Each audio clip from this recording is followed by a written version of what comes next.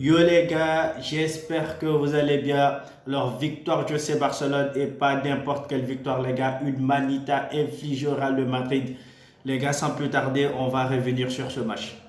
Alors moi dans ce match, la première chose que je vais dire c'est extraordinaire. Quel match les gars, quel match. J'ai tellement kiffé ce classique aujourd'hui. Alors aujourd'hui encore, Hansi Flick est venu avec une formation 4-3-3. Une formation à laquelle il commence à nous habituer. Tant que ça gagne pour moi, il n'y a aucun problème. Un choix qui est justifié parce que pour moi, c'est la formation qui donne beaucoup plus de chances au milieu de terrain de s'exprimer. Des joueurs comme, certes, si tu joues en 4-2-3-1, tu vas devoir sacrifier quelqu'un parce que soit tu mets Gavi et Petri ou bien tu mets Petri et Casado. Et dans les deux cas, ça peut te poser préjudice. Parce que devant, tu auras besoin d'un 10. Et le seul 10 qu'on a actuellement performant, c'est Dani Olmo. Et Dani Olmo, on sait qu'il n'est pas constant. Donc, je comprends parfaitement le choix dans ces flics de vouloir revenir sur une formation 4-3-3. Ça s'explique. Maintenant, les gars, pour revenir sur ce match, alors, le Real de Madrid qui a marqué un peu très tôt dans ce match, ce qui a un peu bousculé cette équipe du FC Barcelone lors des premières minutes, parce qu'il faut qu'on se dise la vérité, même si c'est une manita, les gars. Durant les premières minutes, le FC Barcelone, ils étaient dominés par le Real de Madrid, ils n'étaient pas du tout dans leur match. Raison pour laquelle on a encaissé ce but très tôt dans le match. Maintenant, heureusement pour nous qu'on est parvenu à revenir. Cette égalisation de Lamine Yamal nous a réconfortés, nous a sauvés, je trouve. Et à partir de là, nous sommes parvenus à montrer au monde entier, les gars, il faut qu'on se dise la vérité, on est parvenu à montrer au monde entier les lacunes défensives du Real de Madrid. Aujourd'hui, le Real de Madrid, défensivement, il s'est éclaté, les gars. Il n'y a même pas de débat défensivement, ils sont éclatés. Des Tchouaméni, des joueurs comme Tchouaméni. Tchouaméni, ce n'est pas un défenseur de formation. Moi, je dirais aux supporters du Real de Madrid, les gars, ne vous entraînez pas à Tchouaméni. Le fautif, c'est Carlo Ancelotti. Il a un joueur comme Asensio, les gars. Un jeune qui est performant, un jeune qui ne déçoit pas. Il a un jeu de ce calibre, un défenseur de formation, excusez-moi. Et il se permet de mettre Tchouaméni. Alors que Tchouaméni, toutes ses performances durant les matchs précédents, ce sont des performances médiocres. Donc, moi, je ne trouve pas justifié le choix de mettre Tchouaméni. Moi, je ne comprends pas la raison pour laquelle il a mis Tchouaméni au lieu d'Asensio.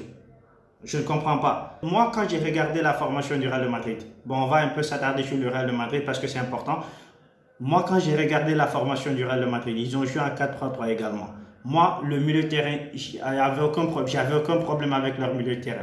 Mais quand j'ai vu leur défense, je me suis dit, voilà les points faibles du Real de Madrid.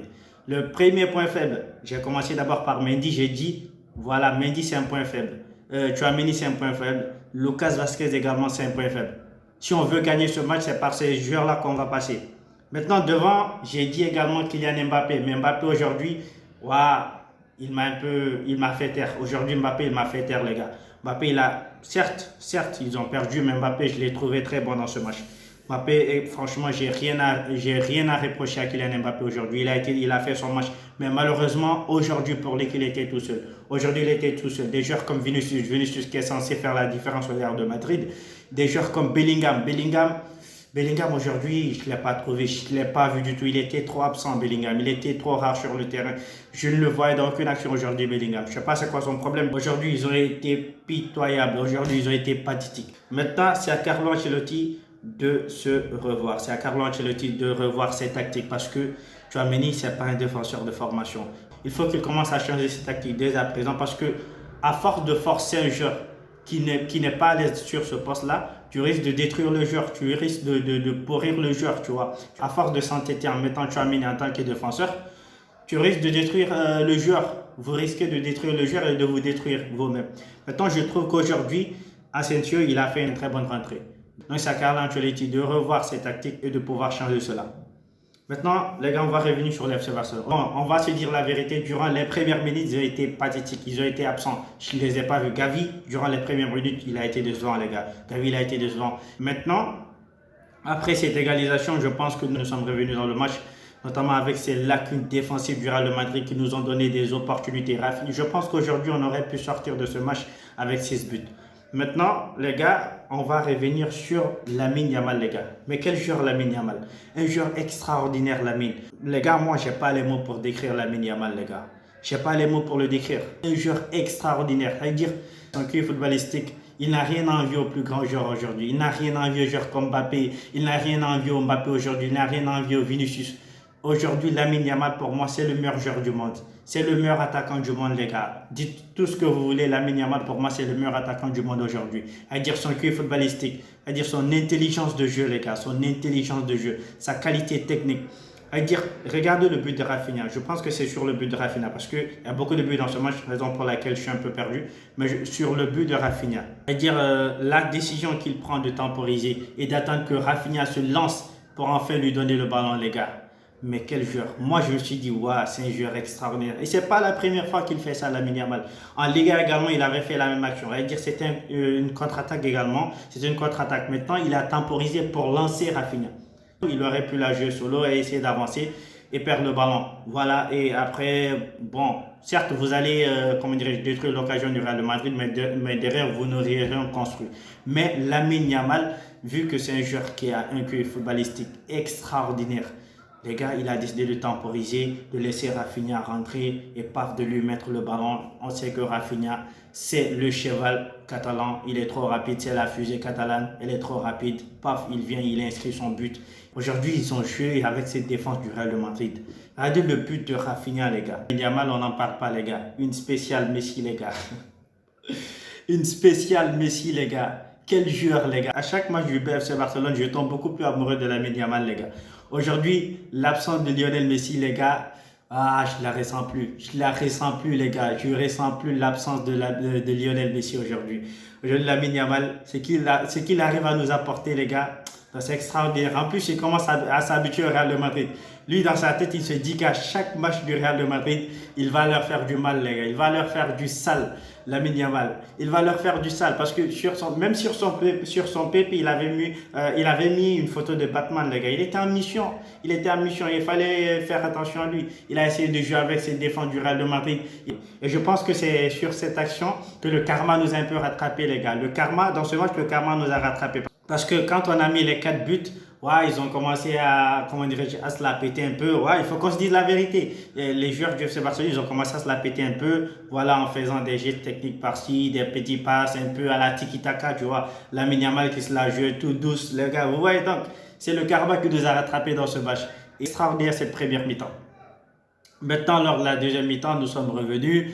Bon, voilà, une occasion loupée, une frappe puissante de Rodrigo. S'il avait mis celle-là, on se serait pris une remontada, les gars. S'il avait mis celle-là, ils auraient été fous. Ils auraient été tous fous, les gars. Et on sait que quand le Real de Madrid, quand ils sont fous, c'est fini. On se serait mangé une remontada, les gars. Mais malheureusement pour lui, il a mis trop de chagrin. Il voulait percer les filets, les gars. Parce que s'il s'était un peu géré, il aurait marqué. Mais il a mis la puissance, il a mis de la frustration dans sa frappe. Il a mis de la colère dans sa frappe et malheureusement pour lui que ça tape le poteau, ça revient contre-attaque, on part, paf, on met le 5e but. Extraordinaire, on met le 5e but, les gars. Et à partir de là, une faute bête de Chesney, les gars. Chesney, il a merdé sur ce coup, Il ne faut pas qu'il fasse ça. C'est ce qu'il y a de négatif dans ce match. Chesney, il a détruit cette deuxième mi-temps. C'est Chesney qui a détruit cette deuxième mi-temps. Parce que je vous dis, ça aurait pu être beaucoup plus pire, les gars. Ça aurait pu être beaucoup plus pire. Parce que je trouve que le carton rouge, c'est le karma. C'est le karma qui nous a rattrapés. On aurait pu être beaucoup plus pire, je vous dis. Heureusement pour eux qu'on s'est pris un rouge. Et derrière, on était là en mode gestion. Voilà, on a 5 buts d'avance, on gère le match tranquille. Voilà, à la 100e minute. Moi, je pensais qu'on allait se manger une remontada. Mais ce Real de Madrid là, les gars, non, c'est pas ce Real de Madrid là qui va revenir, les gars. Ce Real de Madrid, ils sont éclatés. Hein. Voilà, il faut qu'on se dise la vérité. C'est le seul point négatif, je trouve, le carton rouge de Chesney. Il voulait sortir pour anticiper, le contrôle de Mbappé, mais malheureusement, Mbappé pousse le ballon, il vient, il lui prend le pied et penalty et coup franc, autant pour moi, carton rouge. Et Rodrigo, les gars, quel coup franc. Rodrigo, quel coup franc qu'il vient mettre, les gars. Rodrigo, c'est fou malade, Rodrigo, les gars. À dire, Peña, il est rentré, il n'a même pas fini de s'échauffer, il se mange un but direct, les gars. Là, j'ai eu la trouille, les gars. J'ai eu la trouille sur ce coup-là. Et le Real de Madrid, il va falloir qu'il se gère. Parce que beaucoup de gens sont là à dire que voilà, le Real de Madrid est de retour. Non, c'est différent. Mbappé, il est de retour. Mais le Real de Madrid n'est pas encore de retour, hein, les gars. Il y a beaucoup de travail à faire. Notamment, ça va commencer par les recrues hivernales. Il va falloir recruter un défenseur, minimum un défenseur. Parce que là, les gars, ça commence à devenir pathétique pour le Real de Madrid. Il va falloir recruter un défenseur. C'est très très important s'ils veulent vraiment se relancer.